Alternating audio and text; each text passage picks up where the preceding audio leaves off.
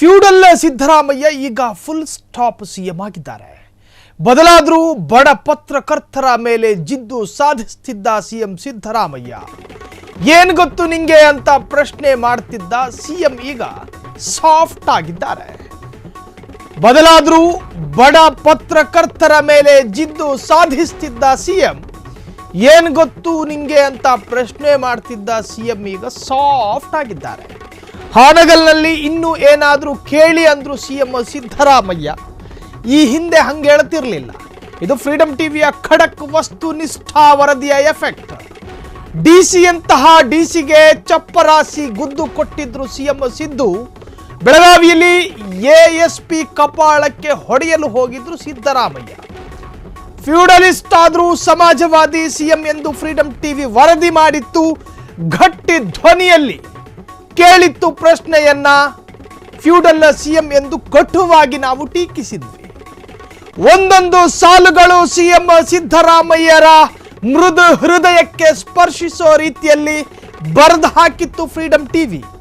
ಯಾವ ಪ್ರಶ್ನೆಗೂ ಕೋಪಗೊಳ್ಳಲಿಲ್ಲ, ಕೂಲಾಗಿಯೇ ಕೊಟ್ಟಿದ್ದಾರೆ ಉತ್ತರ. ಸುಹಾಸ್ ಕೊಲೆ ಪ್ರಕರಣದ ಕುರಿತ ಟಫ್ ಪ್ರಶ್ನೆಗೂ ಸಿಎಂ ಫ್ರೆಂಡ್ಲಿ ಉತ್ತರ, ಕ್ಯಾಶುವಲ್ ಮಾತು. ಇನ್ನು ಏನಾದರೂ ಕೇಳಿ ಅಂತ ನಗು ಮುಖದಲ್ಲಿ ತುಟಿಯ ತುದಿಯಲ್ಲಿ ಸಣ್ಣ ಕಿರುನಗೆಯನ್ನ ಬೀರಿದ್ರು. ಇಂದು ಬೆಂಗಳೂರಿನ ಸುದ್ದಿಗೋಷ್ಠಿಯಲ್ಲೂ ಸಿಎಂ ಫುಲ್ ಸಾಫ್ಟ್ ಆಗಿದ್ದಾರೆ. ಫ್ರೀಡಂ ಟಿವಿಯ ವಸ್ತುನಿಷ್ಠ ವರದಿಗೆ ತಲೆಬಾಗಿದ ಮುಖ್ಯಮಂತ್ರಿ ಸಿದ್ದರಾಮಯ್ಯ ತಾನು ಫ್ಯೂಡಲ್ ಸಿಎಂ ಅಲ್ಲ ಅಂತ ಮನವರಿಕೆ ಮಾಡಲು ಸಿಎಂ ಪ್ರಯತ್ನ. ಸಿಎಂ ಸಿದ್ದರಾಮಯ್ಯ ಫ್ರೆಂಡ್ಲಿ ನಡೆ ಫ್ರೀಡಂ ಟಿವಿ ಮೆಚ್ಚುಗೆ. ಮುಖ್ಯಮಂತ್ರಿ ಸಿದ್ದರಾಮಯ್ಯನವರೇ, ನೀವು ಹಿಂಗೇ ಇರಬೇಕು, ಹಿಂಗಿದ್ರೇನೆ ಚಂದ. ಅಧಿಕಾರಿಗಳ ಮೇಲೆ ದುಂಡಾವರ್ತಿ ಮಾಡಬೇಡಿ. ಸಮಾಜವಾದಿ ಅನ್ನೋ ಹೆಗ್ಗಳಿಕೆ ಹೆಸರನ್ನ ಉಳಿಸಿಕೊಳ್ಳಿ. ಸಿದ್ದರಾಮಯ್ಯನವರ ಮನಸ್ಸು ಹಿಂಗೆ ಇರಬೇಕು, ಸಿದ್ದರಾಮಯ್ಯನವರು ಹಿಂಗೆ ಮಾತನಾಡಬೇಕು ಅಂತ ಹೇಳಿ ಜನಸಾಮಾನ್ಯರ ಕಲ್ಪನಾ ಜಗತ್ತಿನಲ್ಲಿ, ಅರ್ಥಾತ್ ಕಾಲ್ಪನಿಕ ಜಗತ್ತಿನಲ್ಲಿ ಒಂದು ರೇಖೆ ಇರುತ್ತೆ ಅಥವಾ ರೇಖೆ ಇರುತ್ತೆ. ಅದನ್ನು ಮೀರಿ ಹೋಗಬೇಡಿ. ಸಿಎಂ ಅವರೇ, ನಿಮ್ಮ ಜಾತಿ ಮೀರಿದ ವ್ಯಕ್ತಿತ್ವ ಬಯಸ್ತಿದ್ದಾರೆ ರಾಜ್ಯದ ಮಂದಿ. ಫ್ಯೂಡಲ್ ಸಿದ್ದರಾಮಯ್ಯ ಈಗ ಫುಲ್ ಸಾಫ್ಟ್ ಆಗಿದ್ದಾರೆ. ಮೊಲದಂತ ಮನಸ್ಸಾಗಿ ಮಾರ್ಪಟ್ಟಿದ್ದಾರೆ. ಬದಲಾದರೂ ಬಡ ಪತ್ರಕರ್ತರ ಮೇಲೆ ನೀವು ಸಾಕಷ್ಟು ಬಾರಿ ಸಿಎಂ ಸಿದ್ದರಾಮಯ್ಯನವರು ಕೋಪಗೊಳ್ಳೋದನ್ನು ಗಮನಿಸಿರ್ತೀರಿ. ಒಂದೋ ಫೋನ್ ಸಂಭಾಷಣೆಯ ಮುಖಾಂತರ ಆರ್ಭಟಿಸ್ತಾರೆ. ಮಾಧ್ಯಮದವರು ಕಂಡ್ರೆ ಸಾಕು, ಒಳ್ಳೆ ಕಿವಿಗೆ ಕಾದ ಸೀಸ ಬಿದ್ದವರ ಹಾಗೆ ನೆತ್ತಿ ಬಿಸಿ ಆಗುತ್ತೆ, ಕಪಾಲ ಕೆಂಪಾಗುತ್ತೆ. ಡಿಸಿ ಅಂತಹ ಡಿಸಿಗಳನ್ನೇ ಬಿಟ್ಟಿರಲಿಲ್ಲ. ಯಾರೋ ನೀನು ಸೈಡಿಗೆ ಹೋಗು ಅಂದಿದ್ರು ನೋಡಿ. ಮೊನ್ನೆ ಆ ಪಾಪ ಅಲ್ಲಿನ ಪೊಲೀಸ್ ಅಧಿಕಾರಿಗೆ ಬಲಗೈಯನ್ನೇ ಎತ್ತಿಬಿಟ್ಟಿದ್ರು.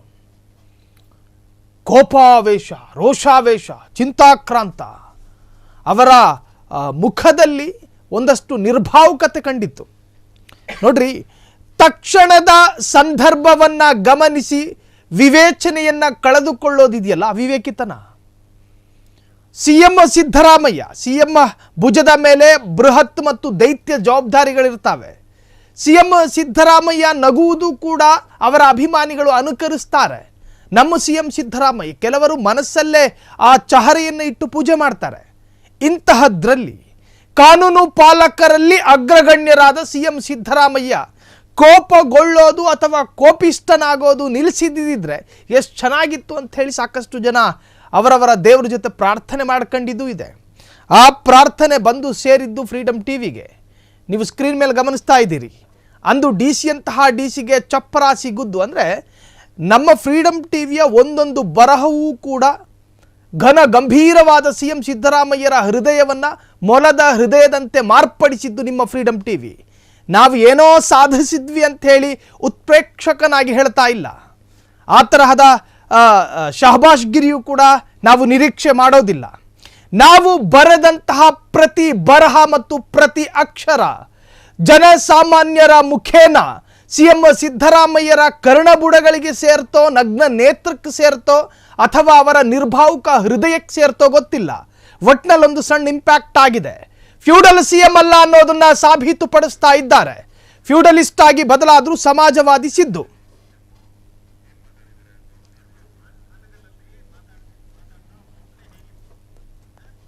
ಹಾಗಾದ್ರೆ ಫ್ಯೂಡಲ್ ಸಿಎಂ ಸಿದ್ದರಾಮಯ್ಯರ ಮನಸ್ಸು ಮೊಲದಂತಾಗೋದಕ್ಕೆ ಕಾರಣ ಏನು? ಹಾನಗಲ್ನಲ್ಲಿ ಪತ್ರಕರ್ತರು ಕೇಳಿದ ಪ್ರಶ್ನೆಗೆ ಅದೆಷ್ಟು ಚೆನ್ನಾಗಿ ಅದೆಷ್ಟು ಮೃದುವಾಗಿ ನಿಭಾಯಿಸಿದ್ರು ನೀವೇ ಒಂದ್ಸತಿ ನೋಡ್ಕೊಂಡು ಬನ್ನಿ. ಕರಾವಳಿಯಲ್ಲಿ ಕೂಡ ಆಂಟಿ ಕಮ್ಯುನಲ್ ವಿಂಗ್ ಅನ್ನ ಸ್ಥಾಪನೆ ಮಾಡಿದ್ರಿ ಸರ್ ಹೊಸದಾಗಿ. ಈಗ ಯಾರು ಸಮಾಜಘಾತಕ ಶಕ್ತಿಗಳಿದ್ದಾವೆ ಅವುಗಳನ್ನು ಮಟ್ಟ ಹಾಕಲಿಕ್ಕೆ ಮತ್ತು ಪತ್ತೆ ಹಚ್ಚಲಿಕ್ಕೆ ಒಂದು ವಿಂಗ್ ಬೇಕಾಗ್ತದೆ.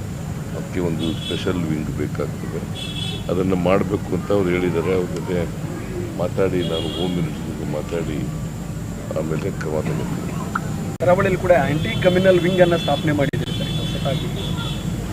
ಈಗ ಯಾರು ಸಮಾಜಘಾತಕ ಶಕ್ತಿಗಳಿದ್ದಾವೆ ಅವುಗಳನ್ನು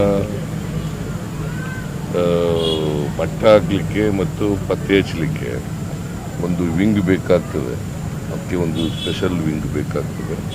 ಅದನ್ನು ಮಾಡಬೇಕು ಅಂತ ಅವ್ರು ಹೇಳಿದ್ದಾರೆ. ಅವ್ರ ಜೊತೆ ಮಾತಾಡಿ ನಾನು ಹೋಮ್ ಮಿನಿಸ್ಟರ್ ಜೊತೆ ಮಾತಾಡಿ ಆಮೇಲೆ ಕ್ರಮ ತಗೊಳ್ತೀನಿ. ಕರಾವಳಿಯಲ್ಲಿ ಕೂಡ ಆಂಟಿ ಕಮ್ಯುನಲ್ ವಿಂಗ್.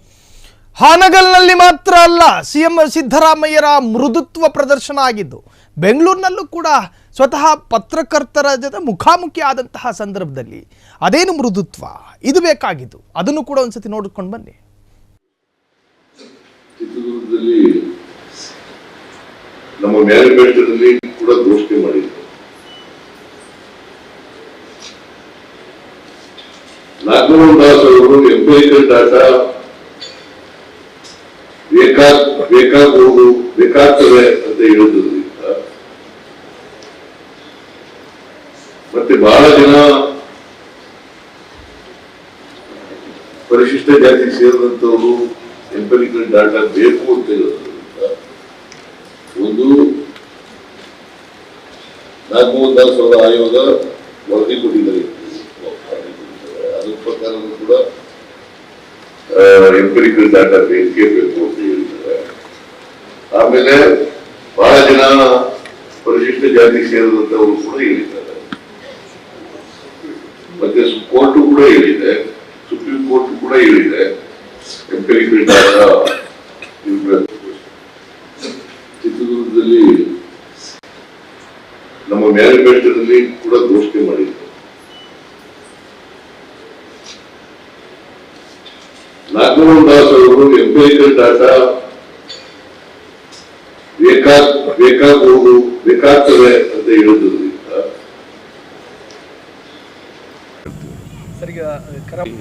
ಫಂಕ್ಷನ್ ಇದೆ ಹಾನಗಲ್ನಲ್ಲಿ.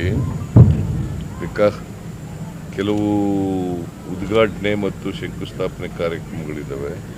ಅದಕ್ಕೆ ನಾನು ಮತ್ತು ನಮ್ಮ ಹಾನಗಲ್ ಶಾಸಕರಾದಂಥ ಶ್ರೀನಿವಾಸ್ ಮಾನೆಯವರು ಆಹ್ವಾನ ಕೊಟ್ಟಿದ್ರು. ಹಾಗಾಗಿ ಬಂದಿದ್ದೀನಿ.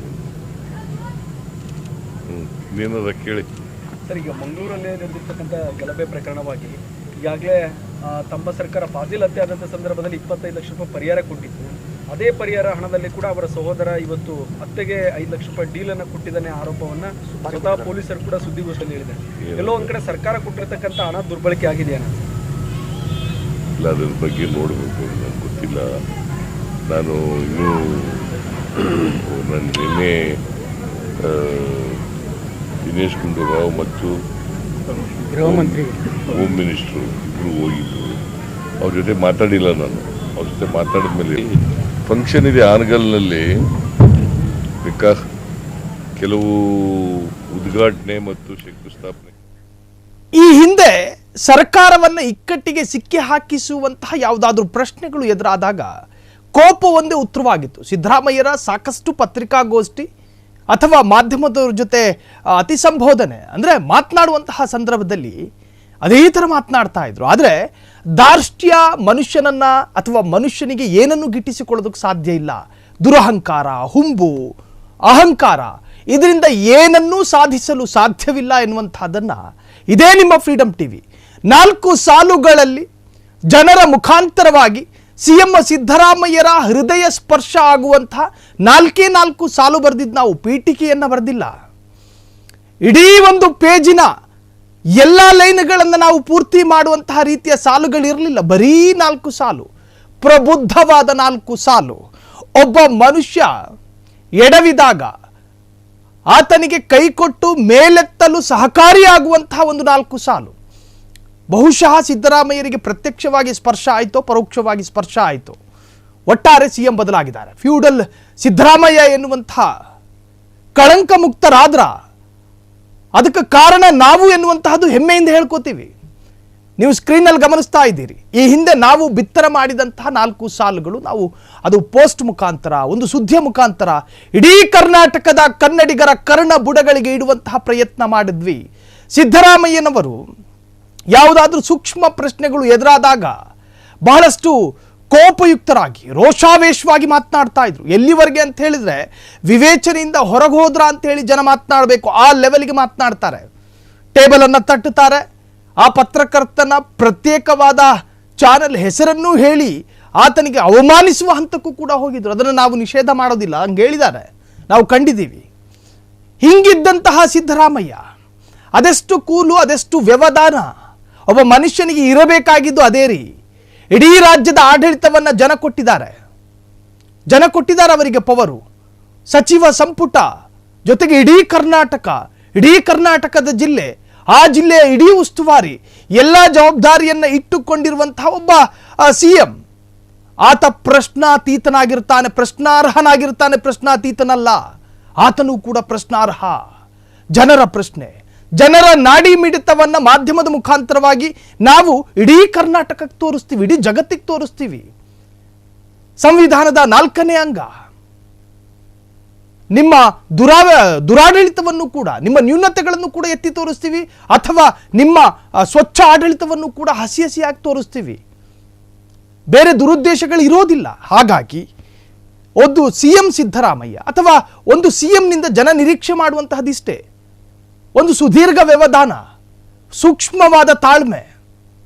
ಎಷ್ಟು ಚೆನ್ನಾಗಿ ಪತ್ರಕರ್ತರಿಗೂ ಕೂಡ ಇದೊಂಥರ ಕಣ್ಣಿಗೆ ಹಬ್ಬ, ಕಿವಿಗೂ ಕೂಡ ಹಬ್ಬ. ಆರ್ಭಟಿಸುತ್ತಿದ್ದಂಥ ಒಬ್ಬ ವ್ಯಕ್ತಿ ವಿವೇಚನೆಯಿಂದ ಹೊರಗೆ ಹೋಗ್ತಾ ಆ ಲೆವೆಲ್ಗೆ ಮಾತನಾಡ್ತಾ ಇದ್ದಂಥ, ಆ ಲೆವೆಲ್ಗೆ ಕೋಪ ತೋರಿಸ್ತಾ ಇದ್ದಂಥ ಒಂದು ವ್ಯಕ್ತಿತ್ವ.